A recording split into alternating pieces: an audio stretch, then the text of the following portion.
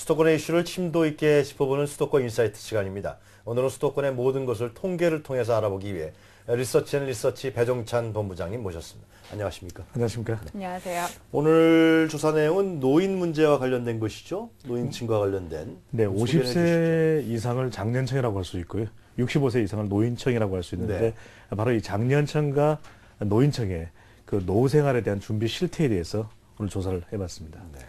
네, 서울시 노장년층의 생활 환경에 대한 이제 만족도가 궁금한데요. 전체적으로 어떤 항목들을 물었고 어떤 항목들이 만족도가 높게 나왔는지 좀 궁금합니다. 네, 이번 조사는 서울시 복지재단이 지난해 11월과 12월 두 달 동안 50세 이상의 장년 그리고 네. 60세 이상의 노인층 4,000명, 상당히 많은 표본 숫자입니다. 그러네요. 4,000명을 대면 면접, 직접 면접 조사로 실시한 조사 결과인데요. 서울시 어떤 생활 환경에 대해서 만족도를 물어봤습니다. 항목은 공원 녹지, 교통, 보건복지, 그리고 일자리, 여가, 주택에 대해서 물어봤는데요. 이 가장 그래도 만족도가 높았던 부분은 공원 녹지와 교통이 100점 만점 중에서 68점이었습니다. 그리고 보건복지 쪽이 63점. 네. 이렇게 그래도 높은 점수로 만족도가 높은 것으로 그렇게 나타났습니다. 서울시에 살고 계신 이 어르신네들이 이 녹지 문제와 교통 문제에 대해서는 상당히 좋다. 그런 생각을 갖고 계신 건가요? 그렇게 봐야 돼요? 실질적으로 상당히 그런 어떤 그 도시 인프라가 잘 구축이 되어 있는 것이 사실이거든요. 그래도 서울에서는 이 어르신분들이 저기에 찾아가시는 그런 공원들의 어떤 이 시설들이나 환경 등이 잘 되어 있습니다. 특히 지난해 서울시가 실시했던 각종 조사들을 보더라도 이 공원 녹지에 대한 만족도는 상당히 높았거든요. 특히 60세 이상 분들의 만족도가 상당히 높게 나타났습니다. 그 이유는 주로 여가 시간을 이 공원에서 많이 활용을 하는데요. 가장 많은 노인들이 모여드는 곳이 바로 이 종묘 탑골공원 아니겠습니까? 이 부분에 대한 어떤 여러 가지 만족도도 점차 높아지고 있는 그런 결과를 보여주었고요. 또 한편으로는 이 그 공원에서 운동을 하시는 경우에도 이러한 관련되는 운동시설들, 건강시설들이 상당히 잘 되어 있습니다. 같이 68점의 만족도가 높은 항목으로 나온 것이 교통인데요. 만 65세 이상이 되면 우리 시니어 패스 카드가 나오지 않습니까? 지하철이요. 그렇습니다. 사실 이 서울 시내에서 이곳저곳을 다니다 보면은 환승제도를 통해서 상당히 적절한 그런 비용으로 우리가 이동을 할 수 있기는 합니다만 노인분들께는 이 노인층분들께는 이것도 부담이 될 수 있거든요. 그런데 이것이 이제 복지의 어떤 비용으로 제공이 되고 있기 때문에 상당히 어느 곳이라도 자유롭게 다닐 수 있는 바로 이러한 부분 때문에 상당히 만족도가 높으신 것 같고요. 그리고 보건복지 분야도 상당히 서울시의 각 구청별로 그리고 서울시의 어떤 전체적인 이 복지제도의 관리 측면에서도 상당히 잘 되어 있습니다. 이런 제도를 혹시 알고 계시는지 모르겠는데 거동이 불편한 노인분들께는 식사를 배달해 드리기도 합니다. 예, 그래서 65세 이상 거동이 불편한 노인들께는 영양 상태의 개선이라든지 이런 것을 위해서 직접 식사를 배달해 주는 이런 서비스도 가지고 있고요. 그다음에 노인들의 경우에는 그 각 구별로 관내에 거주하는 65세 이상 노인분들에게는 무료 건강 진단도 이렇게 실시를 하고 있거든요. 각종 우리 또 요즘에 추워지고 또 겨울철이면 좀 더 이러한 어떤 이 건강과 관련된 복지 부분을 신경 쓰지 않겠습니까? 그러면 관내에 보건소에서 뭐 독감 예방 접종도 맞으실 수 있고 이러한 부분들은 상당히 제도적으로도 잘 되어 있다고 말씀드리겠습니다. 본부장님이 68점이면 다른 부분에 비해서 상대적으로 높지만 100점 만점에 68점이다. 이렇게 만족도가 높다고 볼 수 있는 건가요? 아니면 더 시가 더 노력을 해야 된다는 걸로 봐야 되나요? 물론 이 여러 가지 어떤 그 복지 관련되는 부분 또는 시의 서비스가 제공되는 부분은 이 아주 극단적으로 만족하기가 쉽지 않습니다. 그렇기 때문에 저희들이 보통 이런 것을 비교할 때는 평균적인 값에서 그래도 어느 정도가 더 높게 평가가 되었느냐 아니면 더 낮게 평가가 되었냐를 볼 때는 그래도 전체적인 평균이 한 60점대에 나왔다면 이것은 그래도 상당히 높은 만족도가 높다고 할 수 있겠습니다. 네, 만족도가 높게 나타난 게 이제 공원 녹지, 교통 그리고 보건 복지였고 이제 낮게 나타난 부분들은 어떤 게 있을까요? 네, 아무래도 직접적인 이 그 생활 또 비용이 드는 부분에 대한 만족도는 대체적으로 낮았는데 가장 낮은 것은 일자리였습니다.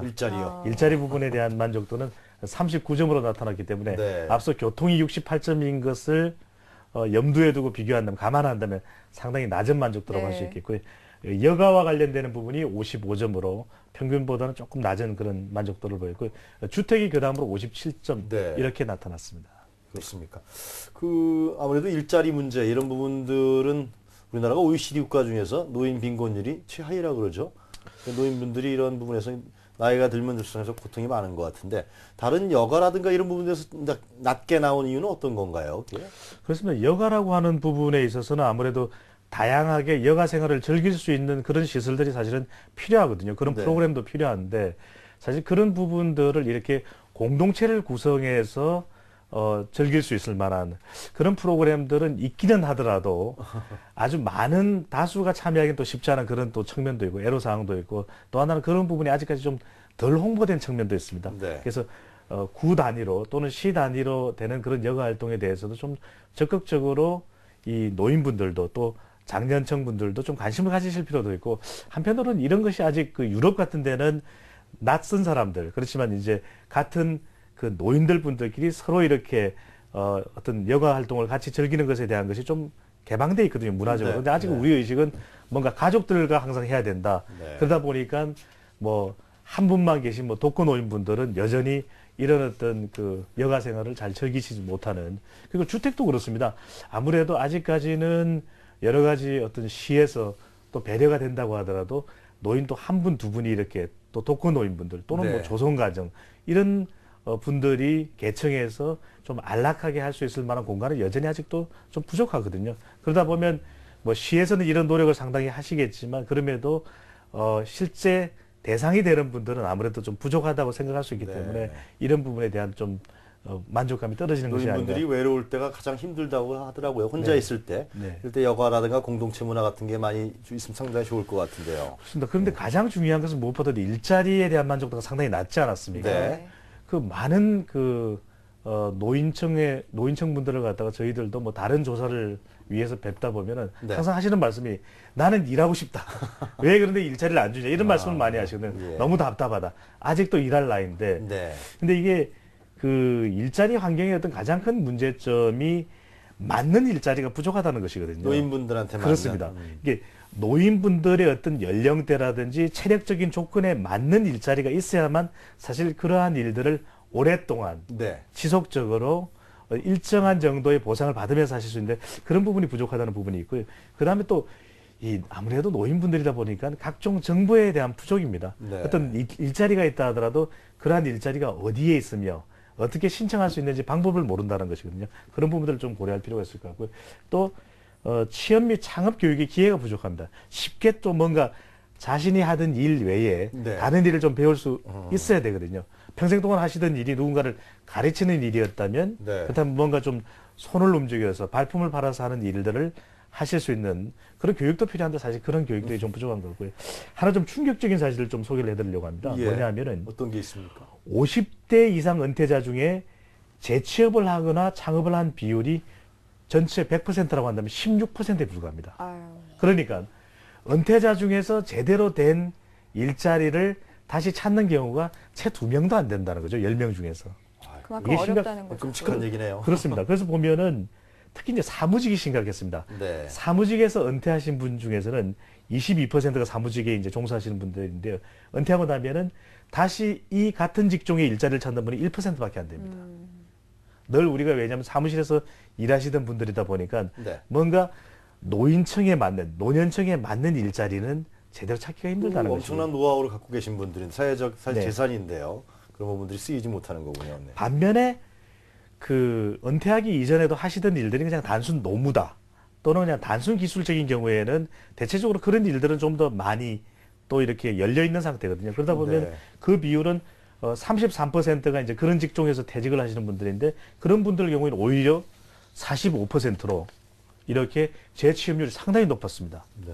그렇기 때문에 이런 분들의 경우를 보더라도 좀 더 내가 가져야 될 지금 예. 제2 인생 이모작에 대한 준비를 좀 미리미리 하실 필요가 있지 않나 네. 그렇게 보였습니다. 네, 그리고 본부장님 앞서 말씀하신 것처럼 이제 서울시에서도 많은 노력들을 기울이고 있는데 이제 고령 친화 도시 정책을 실시하고 있습니다. 그거에 대한 이제 반응들도 있습니까?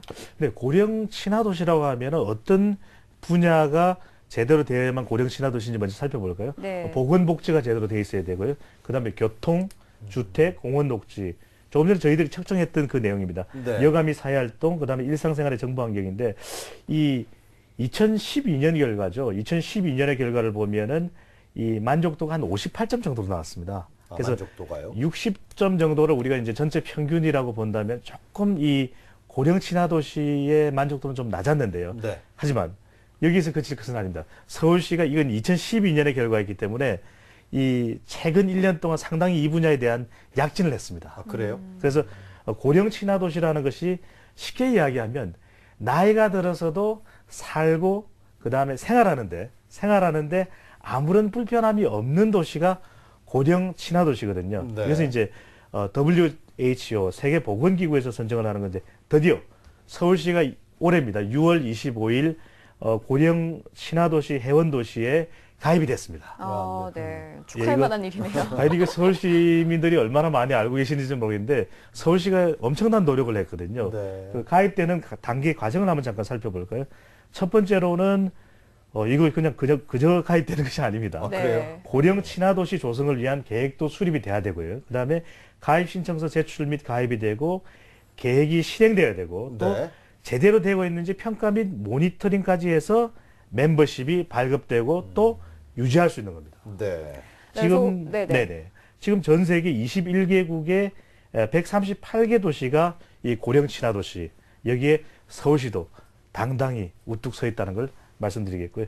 이 아까도 말씀을 드렸지만 이 회원 도시가 되기 위해서는 주거, 교통, 복지 등 다양한 분야에서 이 나이가 들어서도 생활하시는데 불편함이 없는 그런 도시가 갖춰져야 되기 때문에 아주 서울시로서는 이 노인이 살기 편한, 노인이 네. 살기 좋은 도시의 어떤 국제적인 명성, 그 다음에 어떤 자격을 갖췄다고 할 수 갖췄다 있겠습니다. 이거죠. 네. 그리고 노인들의 문제를 봤을 때 그 누구도 난 나이가 든다 좋다 이러시는 분들 거의 없으시고요. 어떡하지 불안하다 이런 말씀 많이들 하시는데 이 노화 불안에 대한 생각들도 많으실 것 같아요. 김앵커님께 돌발 질문 드려볼까요? 네. 지금 너무나 젊고 아름다우신데 네, 감사합니다. 만약에 나이가 들면 어떤 것이 가장 좀 두려우실까요? 저는 뭐 아무래도 약간 외모에 대한 게 조금 그러시겠죠. 스트레스를 받지 않을까. 그러니까 뭐 또 아름다우신 분이니까 그 외모를 역시 그렇습니다. 노화의 불안에 보면은 이 5점 만점인데요. 이 5점에 가까울수록 불안감이 더 커진다는 것입니다.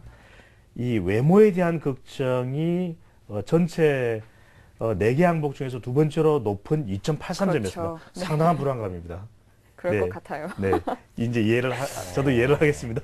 그다음에 여성 노인들이 많이 걱정하실 것 같아요. 그렇습니다. 네. 외모에 대한 거죠. 아무래도 외모가 변할 수밖에 없지 않습니까? 네. 그래서 네. 이것은 자연스럽게 받아들이면 되는데, 근데 뭐 또 각종 미용의 뭐 시술이 발달돼 있다 보니까 과학의 기술을 빌리는 경우도 있지만 사실은 이러한 보여지는 것, 외모보다도 더 큰 걱정은 불안감은 상실에 대한 두려움입니다. 그럴 왜냐하면 것 같아요. 네. 함께 했던 가족들이 이제는 한 명씩 없어지지 않습니까? 맞습니다. 이렇게 말씀드리면 예. 또 좀 그런데 그런 어떤 환경적 변화 또 나이가 들어간다라고 하는 여러 가지 어떤 신체적인 어떤 한계 좀 더 빨리 움직일 수 없고 이런 부분에 대한 어떤 불안감이 가장 컸는데 네. 이 우리가 경제적으로 보더라도 나이가 들면 좀 돈이 있고 봐야 된다 이런 이야기를 하지 않습니까? 이번 조사 결과도 사실 그런 부분들이 반영이 되는데 저소득층의 노화의 불안이 더 컸습니다. 그렇겠죠. 2.96점으로 더 높았고요. 가장 높았고요. 그 다음이 중산층.